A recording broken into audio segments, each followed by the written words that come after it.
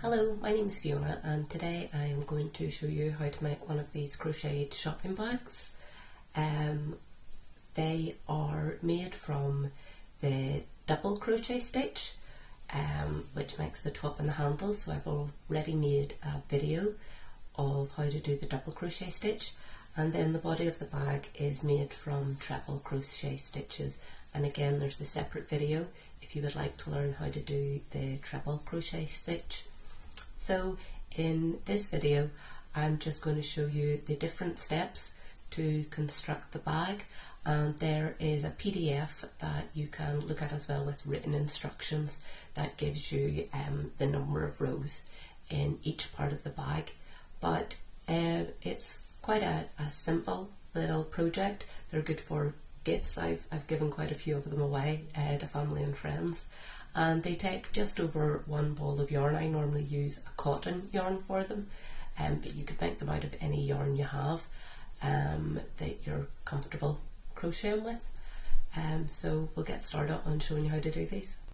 Okay, I'll show you a quick refresher how we tie our slip knot. So we loop it around our first two fingers, we take the second strand towards the back, and then we hook that back strand and bring it off our fingers, and we can pull that up into a slip knot. And then we begin to chain by taking the yarn behind the hook and pulling through to create a chain. Okay, the first thing we need to do to create our bag is chain 86 stitches, and then when we've done that we're going to join them in a loop. So if you lay your chain stitches all down flat with this V side facing up, and then go into the first V with your hook, the first chain, then we yarn over, take it back out through that, and then take off the loop that's on the hook, and that is a slip stitch which joins round our chains, our foundation row, in a circle. So then we are going to double crochet into each of these stitches. So for the double crochet, we put our hook through the first stitch, we yarn over, we take it back through, and we've got two loops on the hook.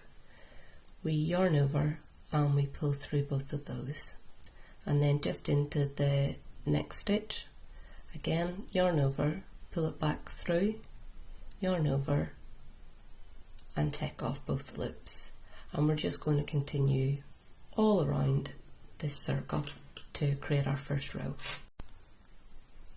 Okay, so I'm nearly come to the end here of this row 2 with the double crochet stitches going into the chain below, and my circle hasn't twisted. I've been working into the top, just the top strand of each of the foundation rows chain stitches, and just as long as I had my chain straight whenever I joined it, there were no twists in it.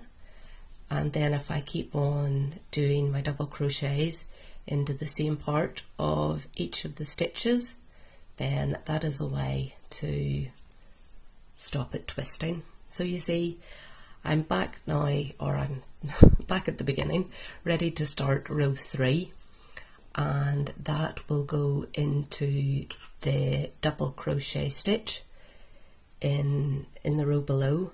So it begins to, there's no build up, because we're working in the round and we're not turning the work or doing anything.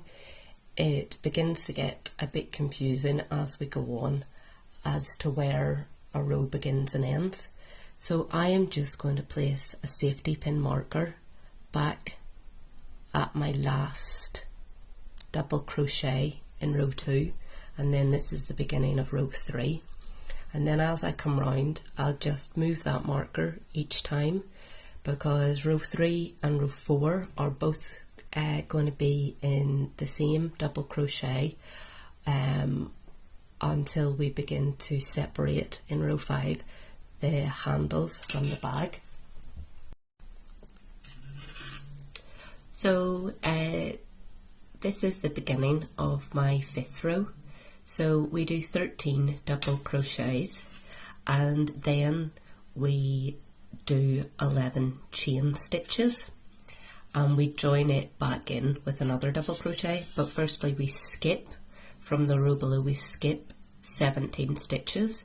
So that's 1, 2, 3, 4, 5, 6, 7, 8, 9, 10, 11, 12, 13, 14, 15, 16, 17. So we're going in to this 18th stitch to join the chain in with another double crochet, and just make sure you don't twist your chain. And this will be the first double crochet of another 26, and then when we've done 26 more double crochets, again we take a break, we chain 11 more, we skip another 17, we join again on the 18th, and 13 more should bring us back round to our marker. In row 6, when we come back round to the chains, we just double crochet into them, and I'm going to put my stitches in this the top thread of each of the chain stitches. It can be a little bit footery if your chain's tight, so it can be a good idea to have your chain quite loose. But this is just closing off the handle of the bag. So on the finished one, these are our handles, and then this row 6 is where the handle joins to the body of the bag. So this is the last row of double crochets before we go into the treble crochets in the main body of the bag. Okay, so when row 6 is finished, then that's the top of the bag with the handles finished, and row 7 we're beginning the body of the bag. So first of all we chain 4 stitches, and then we're going to skip 1 stitch and treble crochet into the next one. So we yarn over, we put the hook through, we yarn over again to bring it back a loop. So there's 3 loops on the hook. We yarn over, we take off 2, we yarn over, we take off 2, and then we chain 1. And we skip the next stitch and go into the one after that. And each time we're creating this space. After we do our treble crochet, we chain 1, we skip a stitch in the row below, and we go into the next stitch for the next treble crochet. And then, so this is making these treble crochet stitches joined by the 1 chain stitch, and it's spacing them out nicely. So I have reached the last treble crochet and chain of row 7, and then for row 8 we're going to do our treble crochet into the space that's in between each of the treble crochets. So at the beginning of the row, these 3 chains and space, well, so it was 4 chains we did, but they act as a treble crochet and a chain space as the first stitch. So we're going to treble crochet into that space, and we do another chain, and we just go into the next stitch, and we continue this all round. Again, the treble crochet and the space, and this is what rows 8, 9 and 10 are made up of. So just to mark, this was the last treble crochet and space in row 7. I'll just know then when I come back round that I finished row 8 and I'm beginning row 9, because it gets tricky to see, so I just keep moving my row marker. For row 11 then we begin to do our treble crochets, but instead of one chain stitch we're going to add in 2 chain stitches, and this is just going to create a bit more space between each of the treble crochet stitches, and that is going to give our bag its stretch. So if I show you from above up here, the first rows are the treble crochets with 1 chain stitch, and then as it goes down the bag kind of comes out, and that space is being created by the treble crochets with 2 chain stitches in between. And we do that for rows 11 to 15, and then from 16 to 19 we go back and we bring it in a little bit tighter again with the treble crochets with just the 1 chain stitch in between. And then when we get down to the bottom we're going to be able to join the bag together. I've just completed my final treble crochet stitch, so now we're going to be ready to close up the bag. So if you just lay your work down and make sure the handles are lying on top of each other in the center, and we're just going to double crochet the base of the bag together, which is going to make it very secure. So just turn your work, and we're going to put our double crochets into each side, like crochet them together. So if you just put your hook through the space on the front part of the bag and the space on the back, yarn over, pull through, yarn over, and take off both loops, and then there will be a stitch. So put the hook through the stitch on the front, and again find the space on the back, yarn over, pull through, yarn over, and take off both loops. And this just makes it really secure, going through each space and each stitch and making sure you pick up both the front and the back pieces of the bag, keeping them nice and straight.